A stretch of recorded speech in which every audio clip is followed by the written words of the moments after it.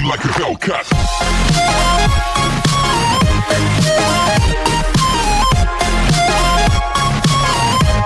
अभी तक हमने देखा कि वेंजो जो कि एक फैटी बॉय है जिसे सभी लोग बुली करते थे, इसलिए उसने अपना स्कूल चेंज करा लिया। मगर नए शहर आते ही उसके साथ काफ़ी अजीब चीज़ हुई, यानी उसकी बॉडी एक हैंडसम लड़के क्रिस के साथ स्विच हो गई। इसलिए वेंजो क्रिस की बॉडी में फर्स्ट टाइम स्कूल आया न्यू लाइफ एक्सपीरियंस करने के लिए, जहां अब सभी लोग उसे बहुत ज़्यादा अटेंशन दे रहे हैं, जिस वजह से वो काफ़ी ज़्यादा खुश हुआ। इसलिए वॉशरूम आकर कहने लगा कि मुझे यकीन नहीं आ रहा कि लोग मुझे इतना ज़्यादा प्यार कर रहे हैं। सही में इस हैंडसम फेस की वजह से काफ़ी कुछ बदल गया। कि तभी लीजेन भी अपने दोस्तों के साथ वहां आ गया, जिसे देख वेंजो वहां से जाने लगा। मगर लीजेन उसे जाने नहीं देता क्योंकि उसकी आदत है हर किसी को बुली करने की। वेंजो यहाँ इनके सामने कूल बनकर दिखाता है जैसे उसे किसी का डर नहीं हो, और फिर वहां से चला गया। जबकि बाहर आकर उसकी बुरी हालत थी कि कहीं मैंने ओवर एक्टिंग तो नहीं कर दी, जिसका ये बिहेवियर लीजेन को काफ़ी अजीब लगा कि इसकी हिम्मत हुई कैसे मुझे पलटकर जवाब देने की। तो वहीं युआन नाम का लड़का जो कि ऑलवेज इनके साथ रहता है, उसे वेंजो बहुत ब्रेव लगने लगा। नेक्स्ट सीन में चाओ और एमी वेंजो के ही बारे में बातें कर रही थी कि ये न्यू स्टूडेंट थोड़ा स्ट्रेंज है, मगर चाओ को वेंजो पर क्रश होने लगा था कि तभी एमी की नज़र युआन पर गई जो कि जल्दबाजी में केक बाय कर रहा है और फिर वहां से भागता हुआ चला गया। एमी को लगने लगा लीजेन फिर से युआन को बुली कर रहा है फ्री में उससे अपना सामान मंगवा कर, इसलिए वो भी युआन के पीछे गई, जबकि ऐसा कुछ भी नहीं था। यानी युआन लीजेन के लिए नहीं बल्कि वेंजो के लिए केक बाय करके लाया था, क्योंकि उसे लगने लगा है कि अब सिर्फ वेंजो ही है जो टाइम आने पर उसको लीजेन के जुर्मों से बचा सकता है। इसलिए युआन ने वेंजो से दोस्ती करनी सही समझी कि तभी एमी भी वहां आ गई, जिसे लगने लगा कि अब ये न्यू ट्रांसफर स्टूडेंट युआन को बुली कर रहा है, इसलिए वो वेंजो को काफ़ी कुछ सुना देती है। वेंजो बेचारा कुछ भी बोल नहीं पाया, बल्कि लीजेन ये सब देख हंस रहा था। देन एमी वेंजो को 3 में से 1 स्ट्राइक देकर चली गई कि पूरे 3 स्ट्राइक होते ही मैं तुम्हें जान से मार दूंगी। नेक्स्ट सीन में दिखाया गया है वेंजो खुद को बहुत ज़्यादा एक्टिव फील कर रहा है, क्योंकि अपनी रियल बॉडी में उसे सिर्फ लेजीनेस फील होती थी। और फिर जब जैसी बस में आया कि तभी उसे फिर से एमी दिख गई, मगर वो चुपचाप सीट पर बैठ गया। एमी ने भी जब उसे देखा तो उसे लगने लगा कि कहीं इस न्यू ट्रांसफ़र स्टूडेंट और मेरा घर आसपास तो नहीं, इसलिए बस से उतरने के बाद वो पीछे मुड़कर चेक करती है। मगर वेंजो तब तक छुप चुका था, क्योंकि अभी वो काफ़ी कुछ चीज़ें छुपाना चाह रहा है। फाइनली वेंजो छुपते छुपाते वापस अपने घर आ गया कि तभी एमी उसे कॉल कर पूछने लगी कि तुम कौन से स्कूल में एडमिशन लेने वाले हो। यानी एमी ने यहाँ फैटी वेंजो को कॉल की है। वेंजो शुरू में तो उसके सवालों से घबरा गया, मगर बाद में जवाब देता है कि वो बहुत जल्द न्यू स्कूल में एडमिशन लेगा, बट अभी उसने कुछ सोचा नहीं। बट अब क्योंकि एमी को उसकी आवाज़ चेंज लगी, इसलिए पूछती है कि क्या तुम बीमार हो। वेंजो कहता है कि हाँ मैं बीमार हूँ, इसी वजह से आवाज़ में फ़र्क लग रहा होगा। तो ये सुन एमी कहने लगी ठीक है मैं अभी मेडिसिन लेकर तुम्हारे पास आ रही हूँ। तो ये सुन वेंजो घबरा गया कि अब मैं क्या करूँ, कहाँ जाऊँ, इसलिए उसने जल्दी से वापस अपने रूम आकर खुद को बहुत ज़ोर से स्लैप मारा, जिस वजह से एक बार फिर बॉडी स्विच हो गई। एमी डोर के बाहर आ चुकी थी, इसलिए वेंजो उससे मेडिसिन ले लेता है। एंड देन थोड़ी बहुत बातों के बाद एमी चली गई। वेंजो को घर के अंदर आकर बहुत खुशी हुई कि एमी कैसे उसकी फ़िक्र करती है, तभी तो उसको मेडिसिन देकर गई कि तभी उसे बहुत सारे मैसेजेस आने लगे, क्योंकि अब सभी गर्ल्स ने उसे क्लास ग्रुप में भी ऐड कर लिया था। वेंजो ये देख खुश हो गया, क्योंकि पिछले स्कूल में उसे कभी बच्चे ग्रुप में ऐड नहीं करते थे कि तभी उसे एक अननोन नंबर से कॉल आई। और फिर यहीं से सीन डायरेक्ट हाना पे आ जाता है, जो कि लाइव स्ट्रीम कर रही थी, इसलिए सभी को बताती है कि आज मैं आप सभी को बहुत हैंडसम लड़के से इंट्रोड्यूस कराने वाली हूँ, जो कि यहाँ आता ही होगा। मगर जब जैसे वहाँ स्कूल वाले वेंजो की जगह रियल वाला वेंजो आया, तो ये देख हाना के होश उड़ गए कि तुम कौन हो। यानी मैंने तो अपने क्लासमेट वेंजो को कॉल की थी। तो तब वो हिचकिचा कर बताने लगा कि एक्चुअली मैं अपने क्लासमेट वेंजो का दोस्त हूँ। जिसे पता नहीं था कि ये अननोन नंबर किसका है जिसे साथ में बिजनेस करना है, इसलिए उसने मुझे भेज दिया। हाना की लाइव स्ट्रीम खराब हो चुकी थी, इसलिए वो गुस्से में वेंजो को भद्दा मोटा कहकर वहाँ से चली गई। घर वापस जाते टाइम ग्रुप में मैसेज आया जहां सभी गर्ल्स वेंजो को वेलकम पार्टी देना चाहती हैं, इसलिए वेंजो अपनी ग्रैंड मदर को कॉल कर पूछने लगा क्या आप मुझे थोड़े और पैसे दे सकती हो। कि तभी रोड पर काम करती लेडी को देख उसे याद आने लगा कि उसकी ग्रैंड मदर भी ठीक इसी तरह दिन और रात एक करके पैसे कमाती हैं, क्योंकि ये लोग बहुत गरीब हैं। इसलिए वो तभी मना कर देता है कि अरे हाँ अभी याद आया, मेरे पास मेरी कुछ सेविंग्स रखी हुई हैं, इसलिए आप पैसे मत भिजवाना। कि तभी उसकी नज़र एक कन्वीनियंस स्टोर पे गई जहाँ नाइट शिफ्ट वर्कर की ज़रूरत थी, इसलिए नेक्स्ट डे वेंजो क्रिस की बॉडी में कन्वीनियंस स्टोर आया जहाँ हाना भी बैठी हुई है। वेंजो पार्ट टाइम जॉब का पूछता है जो शॉप ओनर ने तुरंत उसे दे दी उसके हैंडसम लुक की वजह से, ताकि और ज़्यादा लड़के इनके स्टोर में आ सके। मगर जब क्रिस बताता है कि मुझे ये जॉब अपने लिए नहीं बल्कि अपने दोस्त के लिए चाहिए, तो ये सुन शॉप ओनर का मुंह लटक गया और फिर थोड़ी ही देर में वेंजो अपनी रियल बॉडी में वहाँ आ जाता है। हाना कहती है इसका मतलब ये सच है कि ये मोटा हैंडसम वेंजो का दोस्त है। वेंजो जॉब पूछने लगा मगर शॉप ओनर ने उसे वो देने से मना कर दी, डायरेक्ट ये कहकर कि तुम अगली हो इसलिए हम तुम्हें जॉब पर नहीं रख सकते। तो ये सुन वेंजो बहुत ही ज्यादा उदास हुआ। एक्चुअली दिन में वो क्रिस की बॉडी में स्कूल जाता है, इसलिए रात में अपनी रियल बॉडी में ही जॉब कर पाएगा, मगर वो उसे उसके लुक की वजह से मिल नहीं रही है, इसलिए उदासी के साथ वो वहां से चला गया। तो तब हाना फेक वेंजो से मिली ये कहकर कि मैं तुम्हारे दोस्त को जॉब दिला सकती हूँ क्योंकि वो कन्वीनियंस स्टोर मेरे डैड का है, बदले में तुम्हें बस मुझसे दोस्ती करनी होगी और जब जब मैं बुलाऊंगी आना ही होगा। जिस बात के लिए वेंजो मान गया क्योंकि उसे सिर्फ जॉब से मतलब है। अब रात में स्टार्ट हुई वेंजो की वेलकम पार्टी जहाँ ये सभी बहुत ज़्यादा एंजॉय करते हैं क्योंकि टोटल सभी लड़कियां वेंजो के साथ एंजॉयमेंट करने आई थी सिर्फ एमी को छोड़कर। और अब क्योंकि पार्टी की वजह से वेंजो पहले दिन ही जॉब के लिए लेट हो चुका था, इसलिए भागते हुए जल्दी जल्दी अपने घर जाता है। मगर जब जैसे घर के अंदर जाते टाइम उसे एमी दिख गई जो कि सामने बने स्टोर रूम के अंदर आई हुई थी, इसलिए हैरानी से पूछती है कि आखिर तुम यहाँ क्या कर रहे हो। तो इस पर वेंजो बताता है कि एक्चुअली मैं यहाँ अपने दोस्त वेंजो के साथ रहने आया हूँ क्योंकि हम अच्छे दोस्त हैं। तो ये सुन एमी चुप हो गई, मगर अब उसे फिर से स्ट्रेंज फील होने लगा था कि इन दोनों के नाम भी सेम हैं और ये दोनों साथ में रहते भी हैं। बाय द वे अब वेंजो फिर से अपनी रियल बॉडी में आने के बाद जल्दी से कन्वीनियंस स्टोर आ गया कि तभी वहाँ हाना भी आई स्टोर रूम में ड्रेस चेंज करने। एक्चुअली हाना के डैड काफ़ी स्ट्रिक्ट हैं जो उसे ज़्यादा बाहर नहीं जाने देते, इसलिए वो उन्हें बिना बताए घूमने जाती है और फिर वापस से स्कूल की ड्रेस पहन लेती है। एंड देन वेंजो को समझाने लगी कि डैड को मत बताना कि मैं लाइव स्ट्रीम करती हूँ वरना मैं तुमको मार दूंगी। वेंजो कहता है कि ठीक है मैं कुछ नहीं बताऊंगा, तो वो उसे थैंक्स फैटी कहकर चली जाती है। हाना के जाते ही युआन भी वहाँ आया जो कि वेंजो को काम करता देख पहचान गया कि अरे ये तो वही है ना जिसने बस में एमी और चाओ की गलत फोटोज क्लिक की थी, इसलिए उसने इस बारे में जल्दी से लीजेन को भी आकर बता दिया कि वो ठरकी मोटा एक कन्वीनियंस स्टोर में है।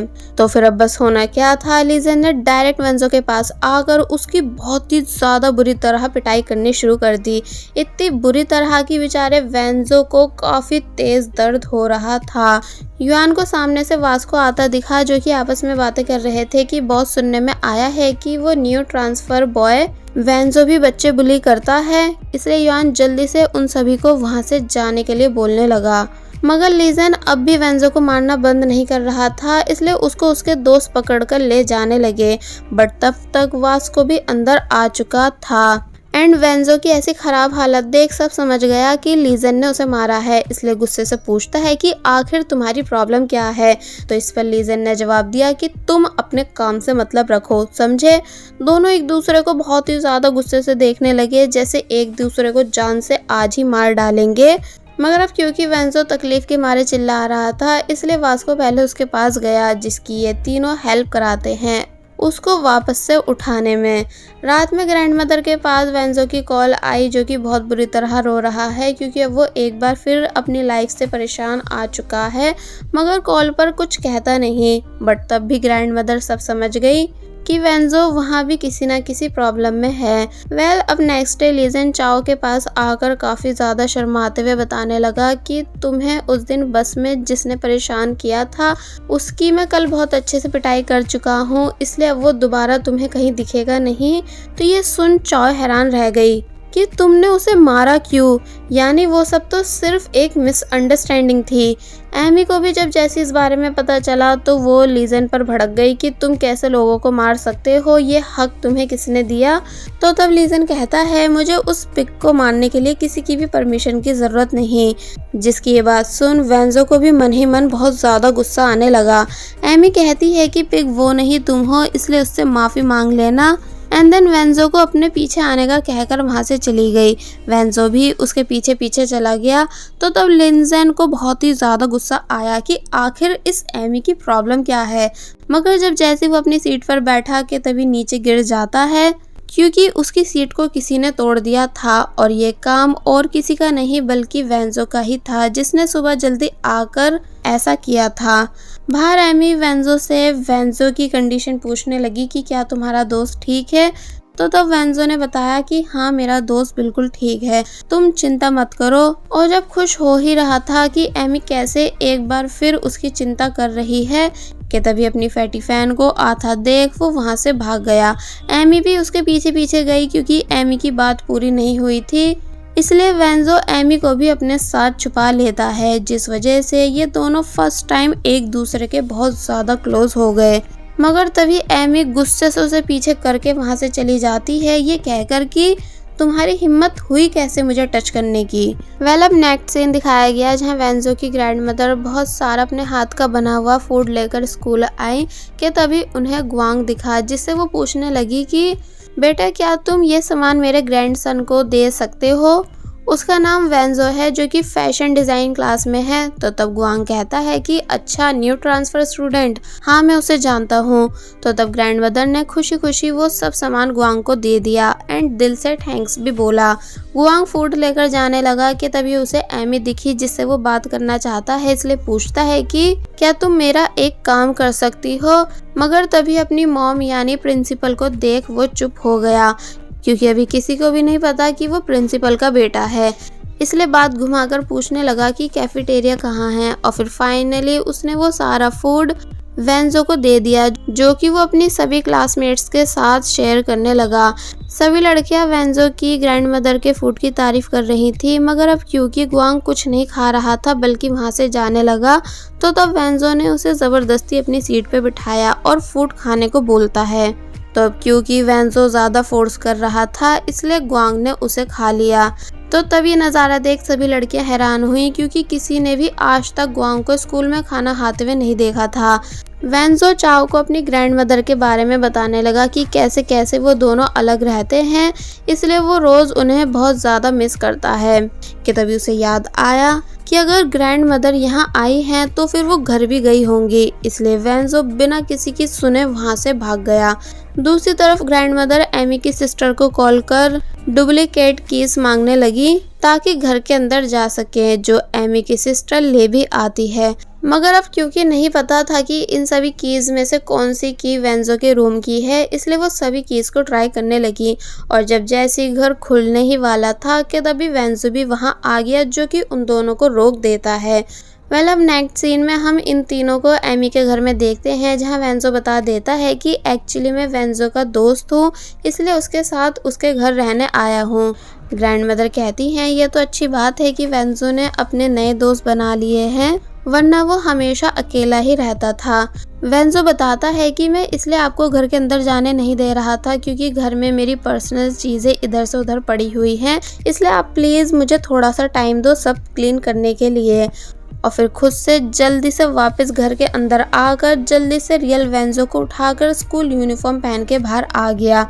मगर जब जैसी ग्रैंडमदर ने देखा कि वेंजो के फेस पर चोट के बहुत सारे निशान हैं, इसलिए वो हैरान रह गई। साथ ही एमी की सिस्टर भी ये सब देख हैरान थी। ग्रैंड मदर पूछने लगी कि आखिर तुम्हारे साथ ये सब किसने किया है, मगर वेंजो झूठ बोल देता है कि एक्चुअली मैंने बॉक्सिंग क्लब ज्वाइन किया है, इसलिए ये सब उसी के निशान हैं। ग्रैंड मदर वेंजो के साथ ऊपर आई, जहाँ क्रिस को बेड पर पड़ा देख उनके होश उड़ गए कि अभी तक तो ये बच्चा बिल्कुल ठीक था। तो इस पर वेंजो उन्हें समझाता है, एक्चुअली ग्रैंड मदर मेरा ये दोस्त काफ़ी बीमार है, इसलिए कहीं भी कभी भी बेहोश हो जाता है। तो तब उन्होंने वेंजो की बातों पर यकीन कर लिया। रात से सुबह हो गई मगर फैटी वेंजो घर में नहीं था, इसलिए ग्रैंड मदर सोचने लगी कि आखिर ये सुबह सुबह कहाँ गायब है। मैं उसके लिए इतना सारा ब्रेकफास्ट बना के लाई थी कि तभी वेंजो खुद ब खुद क्रिस की बॉडी में जाग जाता है। ग्रैंड मदर पूछती हैं कि क्या तुम ठीक हो, मगर वेंजो हैरान था कि मैं खुद ब खुद कैसे उठ सकता हूँ। इसका मतलब नींद पूरी होने पर भी हमारी बॉडी स्विच हो सकती है। ग्रैंड मदर उससे ब्रेकफास्ट करने के लिए कहने लगी, तो तब वेंजो ब्रेकफास्ट करने लगा। तो तब यहाँ ग्रैंड मदर को वो ठीक अपने वेंजो के जैसा दिखा, क्योंकि वेंजो भी ठीक इसी तरह खाना खाता है। पर वहीं अगर बात की जाए रियल वेंजो की, वो क्रिस की बॉडी के जागने की वजह से कन्वीनियंस स्टोर में बेहोश पड़ा हुआ है। शॉप ओनर ये सब देख गुस्सा हुए कि आखिर ये जॉब के टाइम पे सो कैसे सकता है, इसलिए उन्होंने वेंजो को उठा दिया, जिसके उठते ही क्रिस की बॉडी एक बार फिर सो गई। ग्रैंड मदर को लगने लगा कि ये बच्चा कुछ ज़्यादा ही बीमार है, इसलिए वो उसे ब्लैंकेट उड़ा देती है। अब अपनी शिफ्ट पूरी होने के बाद वेंजो भागता हुआ जब जैसी वापस घर आया, तो तब ग्रैंड मदर कहने लगी कि तुम मॉर्निंग वॉक पर गए थे, है ना? चलो अच्छा है, तुम फिट हो जाओगे। और फिर वेंजो को कुछ पैसे देती हैं खर्च करने के लिए, जिनकी बातें पीछे से एमी भी सुन रही थी, मगर वेंजो ने उन्हें लेने से इनकार कर दिया क्योंकि वो अपनी ग्रैंड मदर को परेशान नहीं करना चाहता। मगर ग्रैंड मदर तब भी फोर्स करके वो पैसे उसे दे ही देती हैं। एमी फाइनली इनके सामने आई, तो तब ग्रैंड मदर कहती हैं कि तुम एमी हो ना, क्योंकि कल मैं तुम्हारी सिस्टर से मिली थी जिसने मुझे तुम्हारे बारे में बताया। और ये क्या, तुम भी मेरे ग्रैंडसन के स्कूल में पढ़ती हो? इसका मतलब फिर तो तुम दोनों स्कूल में भी एक दूसरे को जानते होंगे। तो अब क्योंकि एमी को तो खुद आज ये बात पता चली है कि वेंजो भी उसी के स्कूल में पढ़ता है, इसलिए अकेले में वेंजो से पूछने लगी कि तुम कब अपनी ग्रैंड मदर को सच बताओगे कि तुम स्कूल नहीं आते हो। तो इस पर वेंजो कहता है सही टाइम आने पर, बट तब तक तुम प्लीज़ इस बात को सीक्रेट रखना। एमी बोलती है ओके, मैं इस बात को सीक्रेट ही रखूँगी। कि तभी वेंजो पूछने लगा कि तुम मेरे साथ इतनी नाइस क्यों हो, यानी क्या तुम्हें तरस आता है मुझ पर जो तुम मेरी फिक्र और मदद करती हो? जिस बात को सुन एमी चुप बैठी रह गई, क्योंकि उसका ये सब करने के पीछे एक रीज़न है, और वो क्या है ये हमें नेक्स्ट पार्ट में बताया जाएगा। और बस फिर इसी के साथ पार्ट 2 यहीं पर एंड हो जाता है। There was a time when you had me falling to the ground.